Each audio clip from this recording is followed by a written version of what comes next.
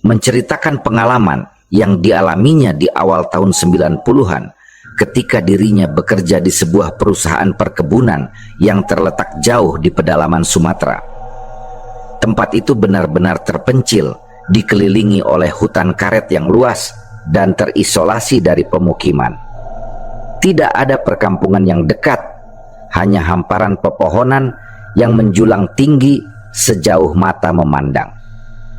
Sebelum mendapatkan pekerjaan ini, Om Heri sempat bekerja sebagai sopir mobil jenazah, sebuah pekerjaan yang penuh tantangan dan memiliki pengalaman tersendiri. Namun, akhirnya ia diterima di perusahaan perkebunan tersebut, sebuah keberuntungan besar baginya pada saat itu. Perusahaan ini terletak di daerah Sumatera Selatan, dan di sana ia dipercaya untuk mengemban tugas sebagai pengawas perkebunan karet, mengawasi sebagian kecil dari ribuan hektar lahan yang dimiliki oleh perusahaan. Meskipun luas keseluruhan perkebunan mencapai ribuan hektar, Om Heri hanya bertanggung jawab atas beberapa puluh hektar saja. Perusahaan ini mempekerjakan banyak tenaga kerja dan mayoritas dari mereka adalah buruh lepas yang setiap hari bertugas mengambil getah karet dari pohon-pohon yang tersebar di area perkebunan. Salah satu tugas utama Om Heri adalah memastikan bahwa para buruh bekerja dengan baik dan sesuai aturan perusahaan. Pada awalnya pekerjaan ini terasa cukup ringan baginya. Mengawasi buruh yang bekerja di perkebunan tidaklah terlalu sulit, bahkan ia merasa cukup senang dengan tugasnya. Namun, seiring berjalannya waktu, Om Heri menyadari bahwa pekerjaannya tidak hanya sebatas mengawasi para pekerja, melainkan juga menjaga keamanan perkebunan dari berbagai ancaman. Salah satunya adalah pencurian getah karet. Tugas tambahan ini justru menjadi lebih berat karena mengharuskan Om Heri berpatroli di malam hari. Setiap malam bersama seorang rekan, ia harus mengendarai motor mengelilingi perkebunan yang gelap dan luas, memastikan tidak ada pencurian atau aktivitas mencurigakan lainnya. Selain menghadapi kemungkinan adanya pencuri, Om Heri juga harus menghadapi hal-hal lain yang jauh lebih menyeramkan, sesuatu yang sulit dijelaskan dengan logika. Banyak kejadian aneh yang sering terjadi di perkebunan, terutama saat malam tiba, dan Om Heri harus menghadapinya dengan keteguhan hati. Meski begitu, perusahaan memberikan gaji yang cukup besar, serta fasilitas yang memadai sebagai kompensasi atas segala risiko yang dihadapi oleh para pekerjanya. Salah satu fasilitas yang disediakan perusahaan adalah tempat tinggal bagi para pekerja yang bertugas di perkebunan. Om Heri mendapat sebuah rumah mes yang cukup besar, terdiri dari 4 kamar tidur, ruang tamu yang luas, ruang tengah, dapur, serta 1 kamar mandi. Meskipun fasilitas ini tampak nyaman, ada satu hal yang cukup menantang. Lokasi rumah tersebut berada di tengah-tengah perkebunan karet, tanpa ada rumah lain di sekelilingnya. Bangunan itu berdiri sendirian di tengah hamparan pohon karet yang membentang luas, tanpa pagar, dan langsung berhadapan dengan hutan. Jarak dari rumah ke desa terdekat memakan waktu sekitar 1 jam perjalanan menggunakan motor, membuat tempat ini terasa semakin terisolasi. Keadaan rumah semakin menegangkan karena belum adanya aliran listrik. Penerangan hanya mengandalkan lampu petromak dan lampu teplok berbahan bakar minyak tanah. Pada malam hari, suasana di sekitar rumah menjadi begitu gelap, hanya ditemani cahaya redup yang bergetar di terpa angin. Kesunyian begitu mendominasi, hanya suara binatang malam dan desiran angin yang terdengar samar-samar. Ketika pertama kali tiba di rumah tersebut pada pagi hari, Om Heri disambut oleh seorang pria bernama Ruslan. Ruslan nantinya akan menjadi asistennya selama bekerja di perkebunan ini, membantu dalam berbagai tugas yang diberikan oleh perusahaan. Ruslan adalah seorang pemuda berusia sekitar 22 tahun, berasal dari Palembang. Ia baru bekerja di perkebunan ini selama 3 bulan. Saat menyambut kedatangan Om Heri, ia tampak ramah dan penuh semangat, meskipun ada sesuatu dalam tatapannya yang menyiratkan ketidaknyamanan. Setelah perkenalan singkat, keduanya mulai berbincang, membahas keadaan di tempat itu. Ruslan dengan nada santai namun sedikit berhati-hati mulai menceritakan pengalamannya selama bekerja di perkebunan yang terpencil ini. Ketika Om Heri bertanya apakah Ruslan selama ini tinggal di rumah mes tersebut, seorang diri pemuda itu menggeleng dan menjelaskan bahwa ia hanya bertahan tinggal di rumah itu selama minggu pertama saja. Setelahnya ia memilih untuk ngekos di desa terdekat, yang meskipun jaraknya cukup jauh, terasa lebih nyaman baginya. Setiap hari ia menempuh perjalanan ke perkebunan menggunakan motor. Namun, kini setelah Om Heri datang, ia merasa lebih berani untuk kembali tinggal di mes, karena setidaknya ia tidak akan sendirian lagi. Ada nada lega dalam suaranya, seolah keberadaan Om Heri memberinya rasa aman yang sebelumnya tidak ia rasakan. Pernyataan Ruslan itu membuat Om Heri berpikir, jika sekarang Ruslan berani tinggal kembali, berarti sebelumnya ada sesuatu yang membuatnya enggan menetap di rumah itu.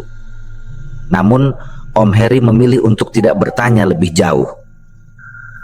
Mungkin nanti seiring waktu ia akan mengetahui alasannya sendiri. Keesokan harinya Ruslan mengajak Om Heri berkeliling wilayah perkebunan yang akan menjadi tanggung jawabnya. Ia memperkenalkan Om Heri kepada para buruh yang bekerja menyadap getah karet. Dengan motor, mereka menelusuri jalan tanah yang panjang dan berkelok, melewati deretan pohon karet yang tertata rapi. Sesekali, di kejauhan, tampak hutan yang lebih lebat dengan pepohonan yang menjulang tinggi, membentuk bayangan gelap yang terasa menekan. Hari itu terasa begitu panjang dan melelahkan, karena hampir sepanjang hari mereka hanya berkeliling untuk memahami medan serta mengamati kondisi perkebunan. Menjelang sore, sekitar pukul 5, mereka kembali ke mes. Matahari mulai tenggelam, perlahan menghilang di balik deretan pohonan karet. Langit yang tadinya biru terang kini berubah menjadi oranye keemasan, sebelum akhirnya meredup dalam balutan senja yang suram. Saat malam mulai menjelang, Ruslan dengan cekatan menyalakan lampu petromak dan beberapa lampu teplok di seluruh ruangan. Cahaya kekuningan dari lampu-lampu itu menerangi setiap sudut rumah, memberikan sedikit kehangatan di tengah suasana yang mulai terasa dingin. Namun, sekeliling rumah tetap gelap pekat. Hutan karet di luar seperti tembok hitam raksasa yang membatasi dunia mereka, menyembunyikan apapun yang ada di dalamnya. Selepas Isya, mereka duduk di teras depan rumah, menikmati udara malam sambil berbincang ringan. Di hadapan mereka hanya ada kegelapan yang pekat dengan siluet pohon karet yang berdiri diam seperti sosok-sosok tinggi yang mengawasi. Sesekali suara binatang malam terdengar, menciptakan suasana yang semakin sepi dan sunyi. Di tengah perbincangan, Ruslan menyarankan agar Om Heri tidur di kamar tengah yang ukurannya lebih besar dibandingkan kamar lainnya. Ia sendiri memilih kamar depan. Om Heri tidak keberatan dan hanya mengangguk setuju.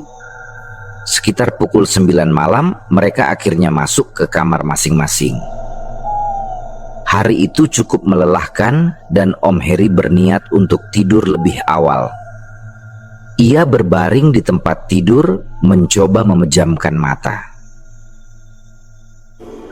Ruangan tengah yang berada tepat di depan kamarnya kini hanya diterangi oleh lampu templok yang redup setelah Ruslan mematikan petromak.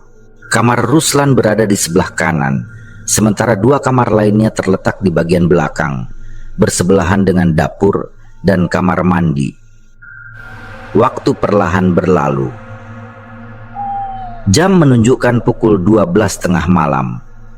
Namun Om Heri masih belum bisa tidur.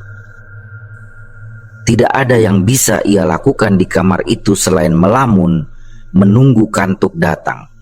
Udara malam semakin dingin, menusuk hingga ke tulang. Angin berhembus dari celah jendela yang berbatasan langsung dengan perkebunan karet di luar. Suara binatang malam terus bersahutan, menciptakan latar belakang yang sunyi, namun terasa penuh dengan sesuatu yang tak kasat mata. Dari kejauhan, tiba-tiba terdengar suara lolongan anjing hutan. Lolongan itu panjang dan melengking, menembus keheningan malam dengan irama yang terasa tidak biasa. Om Heri yang masih berbaring di tempat tidurnya mulai merasakan sesuatu yang janggal. Menurut pemahamannya, lolongan anjing seperti itu bisa berarti banyak hal. Salah satunya adalah pertanda bahwa ada sesuatu yang tidak beres di sekitar mereka. Semakin lama, lolongan itu semakin sering terdengar, hampir bersahutan tanpa jeda. Seperti sekelompok anjing hutan yang sedang merespons sesuatu yang mereka lihat atau rasakan. Namun, di saat Om mulai terbiasa dengan suara itu, tiba-tiba semua suara tersebut terhenti begitu saja. Hening, tidak ada satupun suara yang tersisa. Om Heri menelan ludah. Ia hanya bisa diam, merasakan keheningan yang mendadak ini sebagai sesuatu yang jauh lebih menyeramkan dibandingkan suara lolongan sebelumnya. Jam sudah hampir menunjukkan pukul 1 dini hari ketika tiba-tiba telinganya menangkap sesuatu yang lain. Sebuah suara yang aneh, berbeda dari suara binatang malam atau suara angin yang biasa terdengar dari celah jendela.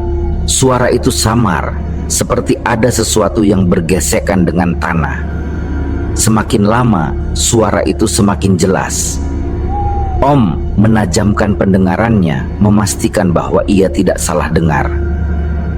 Tiba-tiba kesadaran menyentaknya. Suara itu terdengar seperti suara sapu lidi yang sedang digunakan untuk menyapu tanah. Jantungnya berdegup lebih cepat. Ia masih tetap berbaring di tempat tidur, mencoba meyakinkan dirinya bahwa itu mungkin hanya suara angin yang menyeret dedaunan kering di luar. Namun, suara itu terus berulang dengan ritme yang teratur, seolah memang ada seseorang yang sedang menyapu di luar rumah, tepat di dekat jendela kamarnya.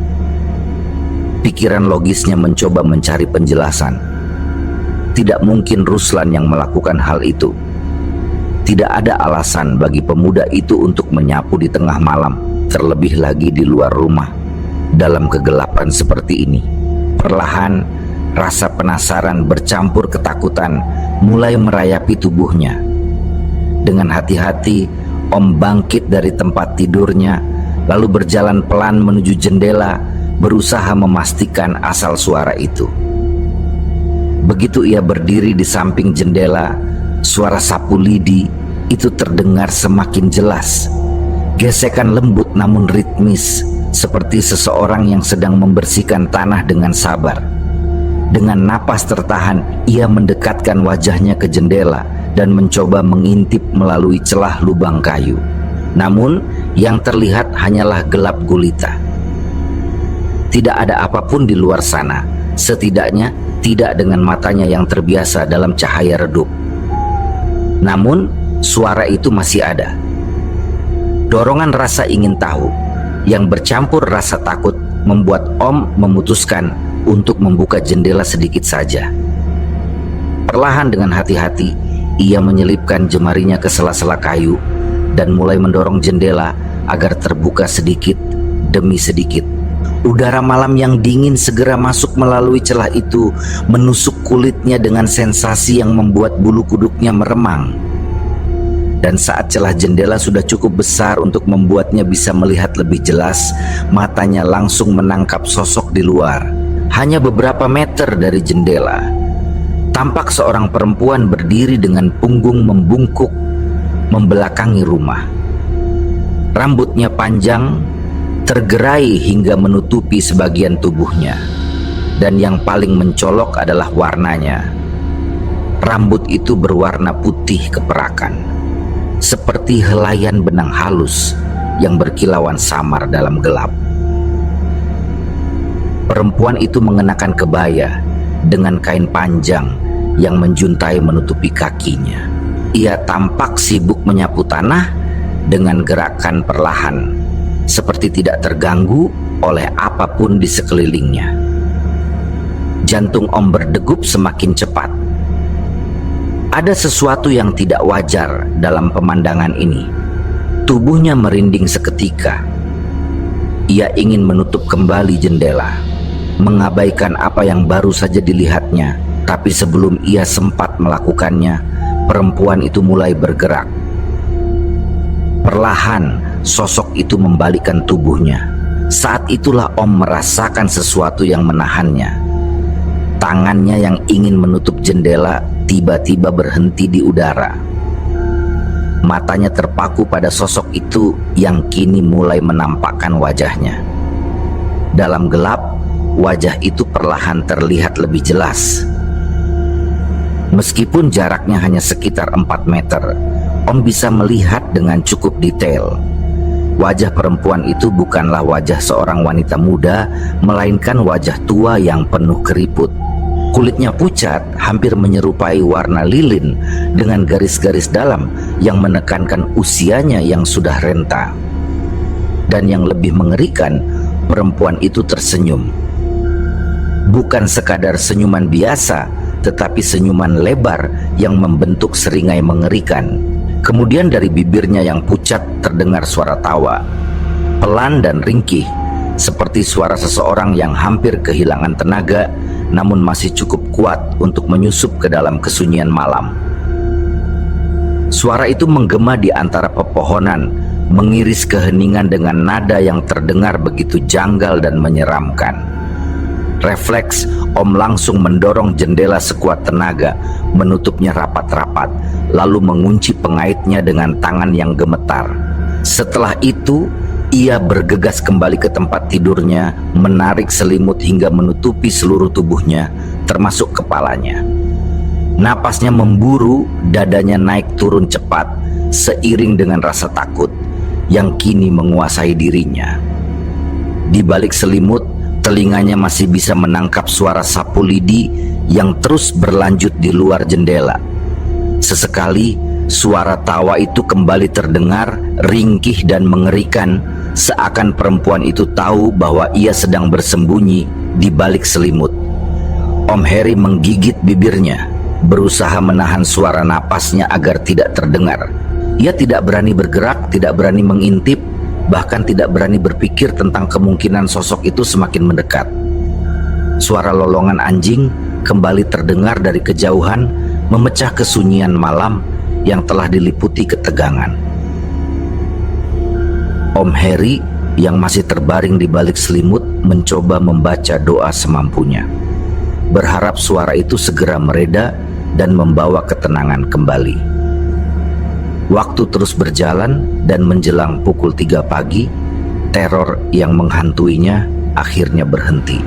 Tidak ada lagi suara sapu lidi yang menyapu tanah. Tidak ada lagi tawa ringkih yang menggetarkan bulu kuduknya. Malam yang mencekam itu akhirnya berlalu, dan tubuhnya yang kelelahan pun mulai menyerah pada kantuk yang sempat tertahan. Untuk pertama kalinya setelah beberapa jam penuh ketakutan, ia akhirnya bisa tidur lelap. Keesokan harinya Om memutuskan untuk tidak menceritakan peristiwa malam itu kepada Ruslan. Ia memilih menyimpannya sendiri, tak ingin membuat asistennya itu ketakutan atau merasa tidak nyaman tinggal di rumah tersebut. Selain itu, hari-harinya kini mulai sibuk dengan berbagai tugas di perkebunan yang cukup melelahkan. Waktu terasa berjalan lebih cepat saat ia harus mengawasi para buruh, memastikan pekerjaan mereka berjalan dengan baik, serta melakukan patroli seperti biasa. Namun, malam-malam berikutnya tidak serta-merta menjadi tenang. Sesekali, suara sapu lidi itu kembali terdengar di luar jendela kamarnya.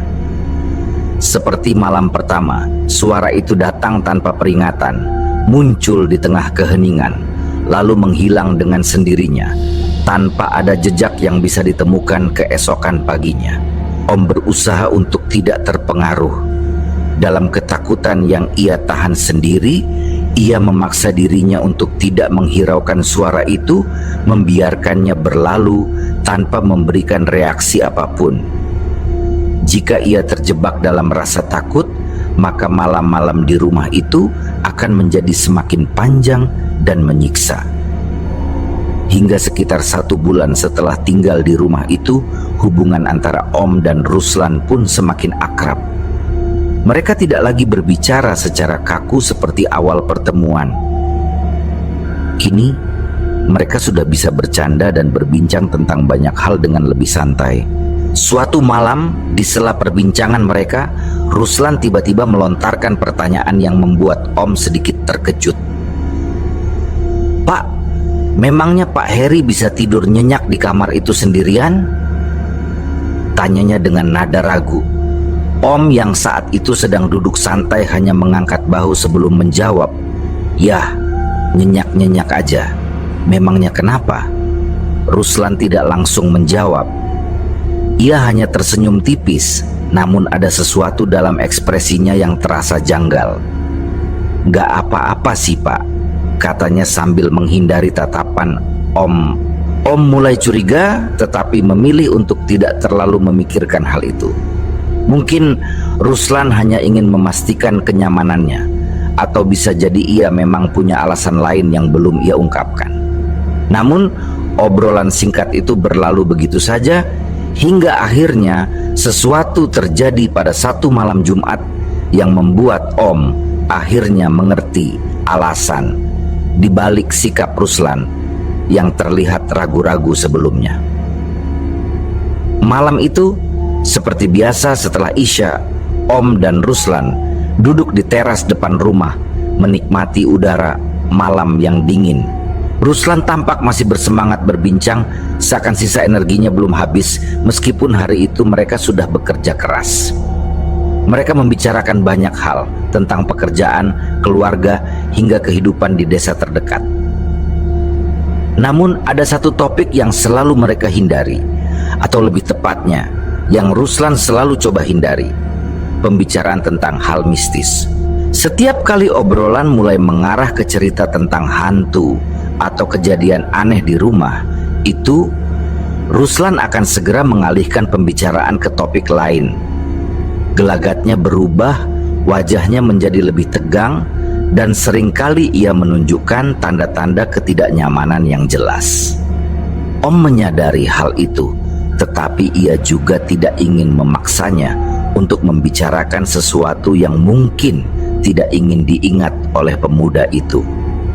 Waktu terus berlalu dan tanpa terasa malam semakin larut. Jam menunjukkan pukul 10 malam.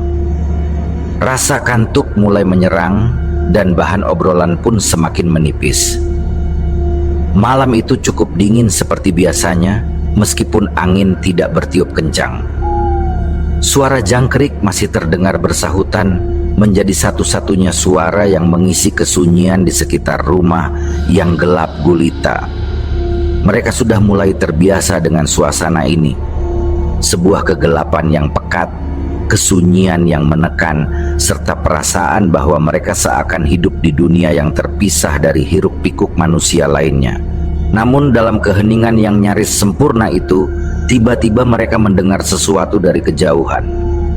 Suara itu terdengar samar pada awalnya, begitu jauh hingga hampir tidak dapat dikenali.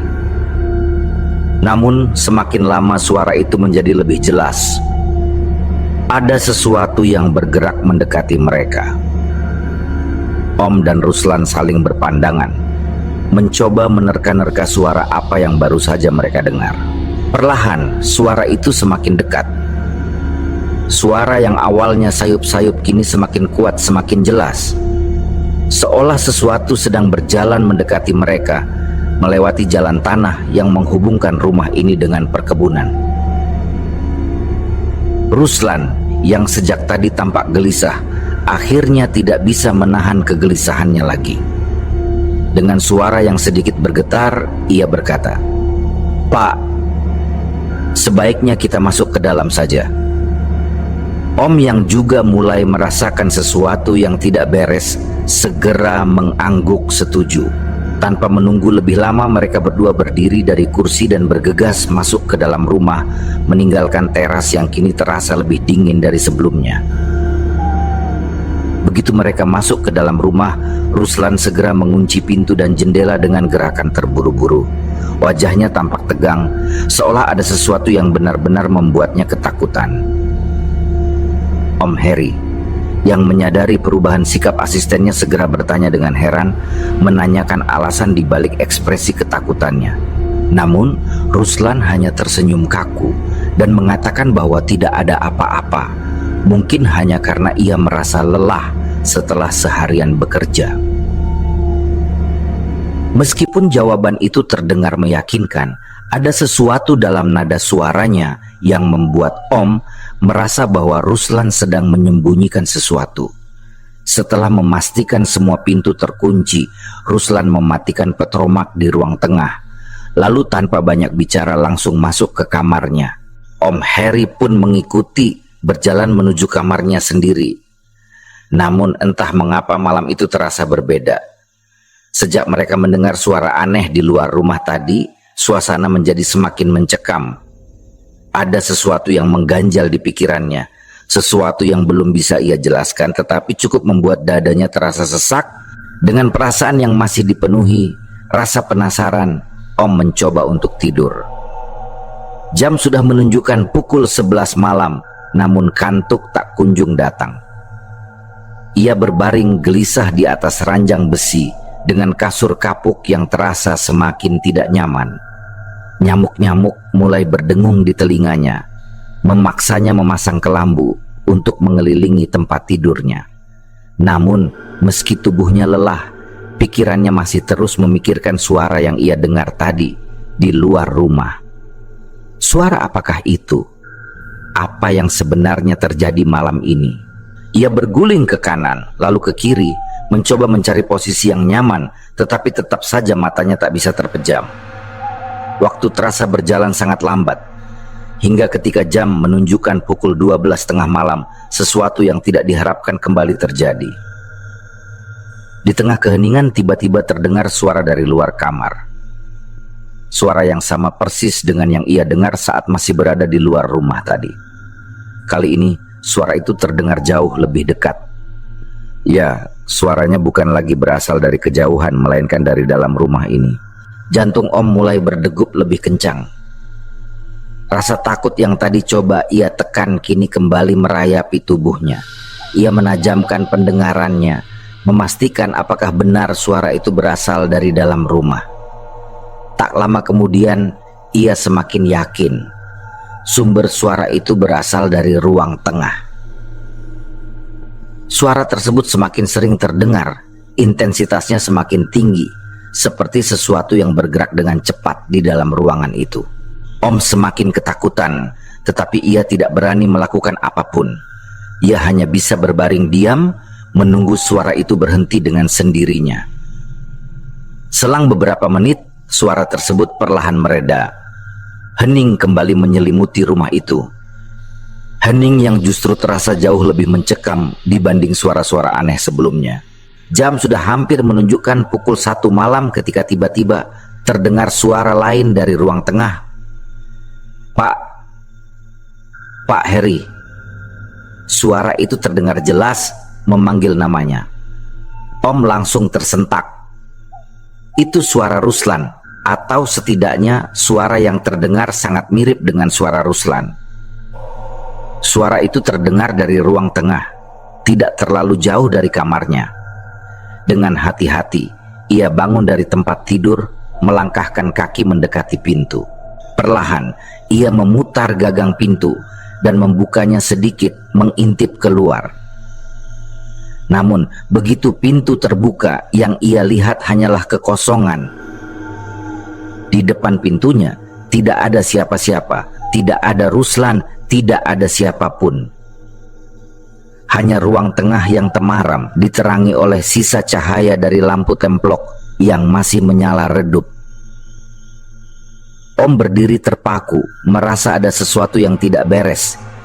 Ia ingin kembali masuk ke dalam kamarnya, namun sebelum ia sempat bergerak, suara itu terdengar lagi. Kali ini lebih jelas, lebih dekat. Refleks, Om menoleh ke arah sumber suara, pojok ruang tengah yang paling gelap. Di sana, samar-samar ia menangkap sesuatu, sebuah sosok, berdiri tegak di pojok ruang tengah, hanya sekitar 3 meter dari tempatnya berdiri. Badan Om langsung melemas. Bulu kuduknya berdiri semua, sementara jantungnya berdetak sangat cepat, hampir membuatnya sulit bernapas. Sosok itu berdiri diam, tak bergerak. Perlahan, matanya mulai terbiasa dengan kegelapan, dan ia bisa melihat dengan lebih jelas. Itu adalah sesosok pocong. Pocong yang berdiri kaku di sudut ruangan, terbungkus kain kafan yang sudah tampak kotor dan lusuh. Warna putihnya telah berubah menjadi kecoklatan. Bagian wajahnya tidak sepenuhnya tertutup, kain kafannya sedikit terbuka, tetapi Om tidak bisa melihat wajahnya dengan jelas. Namun, meski tidak bisa melihat wajahnya, ia tahu bahwa makhluk itu sedang menatapnya. Om langsung menundukkan kepalanya, berusaha menghindari tatapan dengan sosok itu. Tangannya perlahan bergerak menutup pintu, mundur perlahan ke dalam kamarnya. Ia tidak ingin melihat lebih lama, tidak ingin tahu lebih banyak. Begitu pintu tertutup, ia langsung menguncinya. Tanpa berpikir panjang, ia bergegas naik ke atas tempat tidurnya, masuk ke dalam kelambu, dan menarik selimut hingga menutupi seluruh tubuhnya. Om sangat ketakutan, berharap agar pocong itu tetap berada di luar kamar dan tidak mendekatinya. Namun harapan tinggallah harapan. Dalam kengerian yang semakin memuncak, ia melihat pintu kamarnya perlahan mulai terbuka dengan sendirinya. Engsel pintu berderit pelan, menciptakan suara yang semakin menambah ketegangan.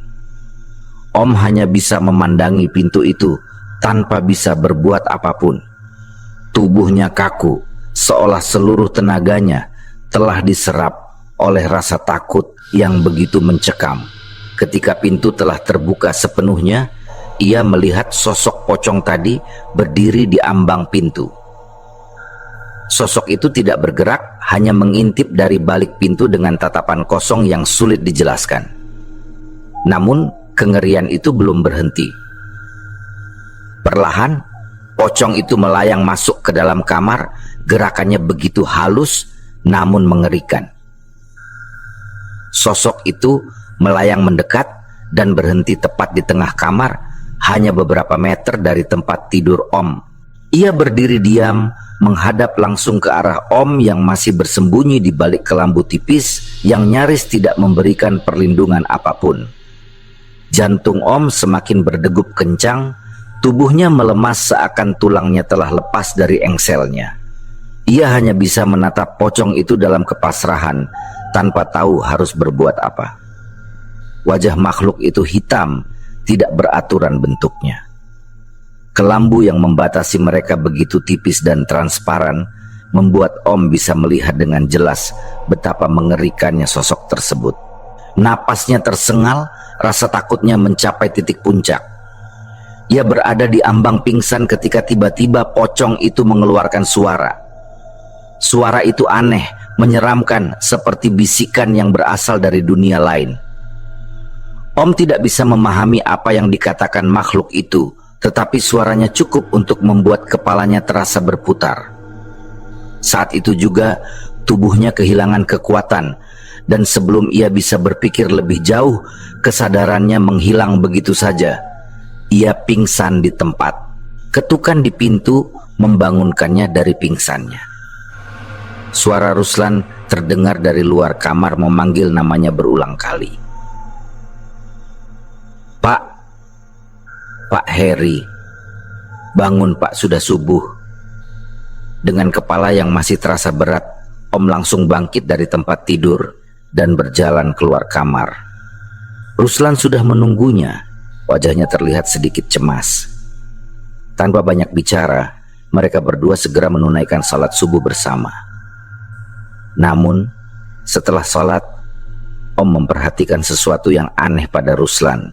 Wajah pemuda itu tampak kuyup, seperti kurang tidur, matanya sayu seakan habis bergadang semalaman. "Kamu kok kayaknya kurang tidur?" tanya Om dengan nada penasaran. Ruslan menghela napas dan menjawab dengan suara setengah berbisik, "Iya Pak, nanti saja di luar rumah saya ceritakan ya." Om mengangguk pelan. Ia merasa bahwa apapun yang akan diceritakan Ruslan kemungkinan besar berhubungan dengan kejadian semalam. Mungkin pemuda itu juga mengalami sesuatu yang tidak menyenangkan, atau mungkin ia mengetahui sesuatu yang Om belum ketahui. Namun, untuk saat ini Om memilih untuk menahan rasa penasarannya dan menunggu hingga Ruslan sendiri yang menceritakannya. Siang harinya, ketika mereka sedang mengawasi para pekerja di perkebunan, Ruslan akhirnya mulai bercerita. Suaranya terdengar lebih serius, tidak seperti biasanya. "Pak, tadi malam saya nggak bisa tidur, Pak. Saya ketakutan. Dari awal kita mendengar suara di luar rumah itu, saya sudah mulai takut, Pak, karena saya tahu suara apa itu," katanya, lalu menarik napas dalam sebelum melanjutkan. "Itu suara pocong, Pak." Om langsung terkejut mendengar pengakuan Ruslan. Jadi pemuda itu sudah tahu sejak awal. Ruslan kemudian menjelaskan, "Makanya saya langsung ajak Pak Heri masuk ke dalam rumah. Yang saya takutkan kalau pocong itu masuk ke dalam rumah, Pak." Dan ternyata benar. Saya mendengar suaranya di ruang tengah. Matanya menatap Om penuh ketegangan sebelum melanjutkan, "Untungnya pocong itu nggak masuk ke kamar saya, Pak. Karena itulah saya nggak bisa tidur semalaman." Mendengar itu Om menarik napas panjang. Ruslan kemudian bertanya dengan ragu, "Pak Heri dengar suaranya juga nggak, Pak?" Om tidak langsung menjawab. Ia terdiam sejenak menimbang apakah ia harus menceritakan semuanya. Namun pada akhirnya ia memilih untuk menceritakan kejadian yang ia alami tadi malam tanpa menyembunyikan satu detail pun. Ia menjelaskan bagaimana pintu kamarnya terbuka sendiri, bagaimana pocong itu masuk ke dalam kamar, dan bagaimana ia akhirnya pingsan karena ketakutan. Ruslan hanya terdiam, matanya membulat mendengar cerita dari Om. Seketika wajahnya tampak semakin pucat, seolah tidak percaya bahwa yang selama ini ia takutkan benar-benar terjadi pada Om. Itulah alasan mengapa Ruslan hanya bertahan 1 minggu ketika pertama kali tinggal di rumah itu sendirian. Ia tidak kuat menghadapi gangguan yang terus-menerus terjadi di rumah tersebut. Om kini mengerti, dan akhirnya mereka berdua pun sepakat untuk mengambil keputusan yang cukup sederhana namun penting bagi keduanya. Sejak hari itu, Om dan Ruslan memutuskan untuk tidur dalam satu kamar setiap malam. Mereka berharap setidaknya mereka bisa saling menemani dan mengurangi rasa takut yang kini terus menghantui mereka di rumah tersebut. Demikianlah kisah yang kami bawakan ini. Semoga kisah ini dapat menghibur teman-teman semua dan diharapkan cerita ini bisa bermanfaat. Baiklah, terima kasih untuk teman-teman yang telah mendengarkan cerita ini dan juga yang telah mendukung channel ini. Semoga kebaikan yang dilakukan teman-teman dibalas oleh Allah Subhanahu wa Ta'ala dengan hal-hal yang lebih baik dan lebih bermanfaat dalam kehidupan. Saya mohon maaf apabila ada kesalahan dalam perkataan ataupun pengucapan dalam menceritakan kisah ini. Sampai jumpa lagi di kisah kami berikutnya. Semoga sehat dan sukses selalu untuk kita semua.